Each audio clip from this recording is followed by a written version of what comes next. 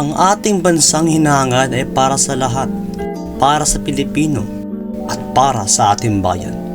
Ako po si Hans Kiday at ito ang aking plano.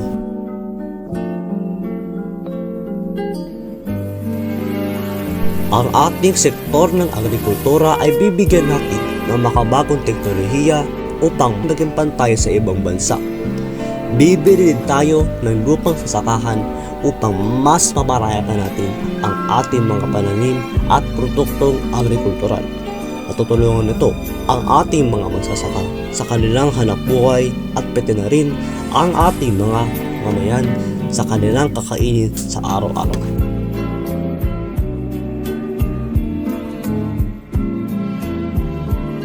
Papataasin natin ang kalidad ng edukasyon sa Pilipinas sa pamamagitan ng pagbigay ng maraming high-quality equipment sa ating mga paaralan, gaya na lamang ng air conditioners, computers, mga telebisyon at marami pang iba na makakatulong sa mga estudyante upang matuto.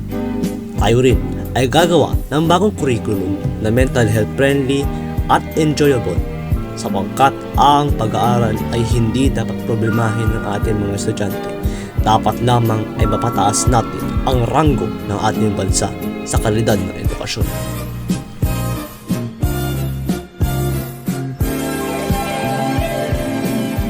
Magpapatayo tayo ng maraming mga infrastruktura gaya lamang ng mga tulay, mga gusali, paaralan, mga establishmento at iba pa na lubhang makakatulong sa mga mamamayan natin upang mas mapadali ang kanilang buhay.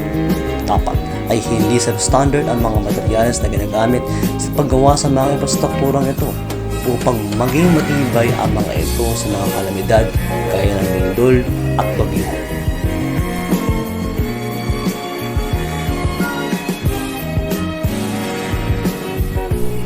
Pababain natin ang presyo ng pamasahe ng pampublikong transportasyon sa Pilipino upang maging mura pa ang pag-commute ng bawat mamamayan natin sa pang-araw-araw. Padalaliin natin ang paglalakbay ng ating mga mamamayan sa pamamagitan ng pagpapatayo ng mga metro lines, bus lines, high-speed railway lines at iba pang transport modes na makakatulong upang maresolba ang traffic sa bansa natin.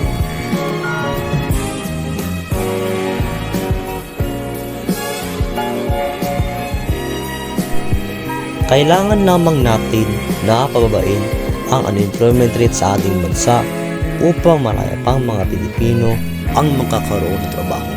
Magpapasa tayo ng mga batas na makakatulong sa mga mamamayan upang maging fit to standard pa sila sa trabaho nila. Hindi na kailangan na maraming mga papeles para lang ma-employ ang mga tao. Tutulong din TESDA at iba pa mga ahensya upang dumami ang mga skilled workers.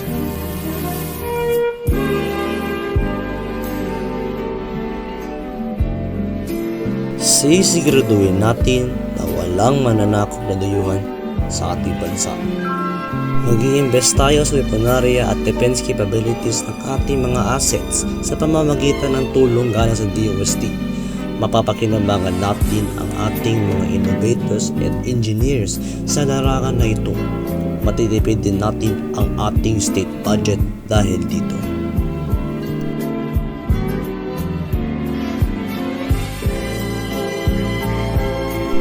Papatunayan natin na walang ni isang mamamayan ang gagastos ng ni isang sentimo para sa ating kalusugan. Full force na ipapatupad natin ang universal healthcare sa buong bayan. Susuporta ng gobyerno ang iyong kalusugan. Lahat ng Pilipino ay dapat na mabigyan ng tamang serbisyo, lalo na sa may sakit. Magbibigay din ang ating gobyerno ng medical equipment sa buong bayan at dapat ay hindi ito nakukurakot.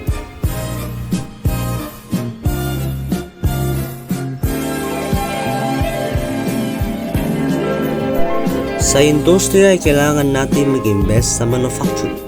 Ito ay isa sa mga pinaka-nakakatulong sa isang nasyon upang lumago. Nakita naman na ito sa mga bansa gaya ng South Korea, Japan, Germany at Taiwan. Maganda lamang na makasabay tayo sa kanilang paglago.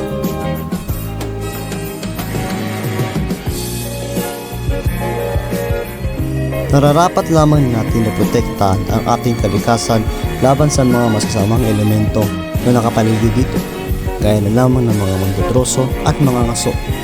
Maraming mga endangered species sa ating bansa, kailangan natin silang protektahan. Aarestuin natin ang mga lumalabag sa batas na sumisira sa kalikasan natin. Nagawa tayo ng mga reserves na pagtataniman ng mga puno upang matirhan ito ng mga hayop.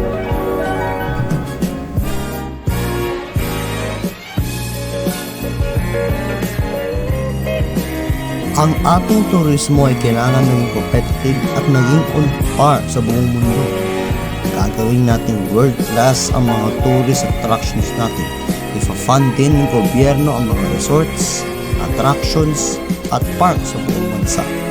Dapat ay makita ng mundo ang ganda ng Pilipinas.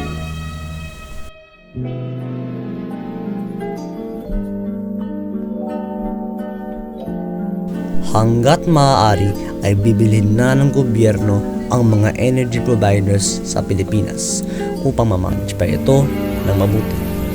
Gagawa din tayo ng marami mga energy power plants na renewable gaya ng geothermal power plants, solar power plants, windmills at marami pang iba na makakatulong sa ating kalikasan at sa ating enerhiya. Mapapamura nito ang singil ng kuryente sa ating mga mamamayan.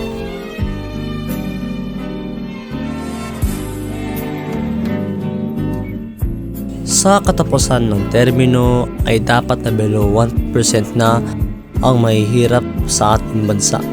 Magpapatayo tayo ng maraming mga housing projects at magbibigay tayo ng trabaho sa mga Pilipino walang trabaho. Dapat ay pantay-pantay tayo. Dapat ay maihahon natin ang bawat isa mula sa laylayan tungo sa desenteng pamumuhay.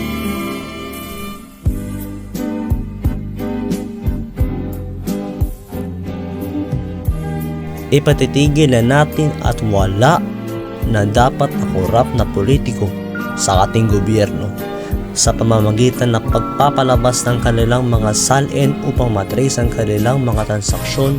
Agad na arestuin ng administrasyon nito ang mga politikong napatunayan na guilty sa paglabag sa batas.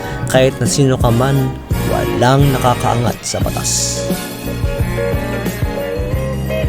Ang gobyerno ay dapat na maging katuwang mo sa inyong pang-araw-araw na buhay. Ang ating layon ay katiwasayan, kapayapaan at kaunlaran. At gagawin ko ang mga bagay na ito. Sa inyo at para sa akin, your life is in good hands.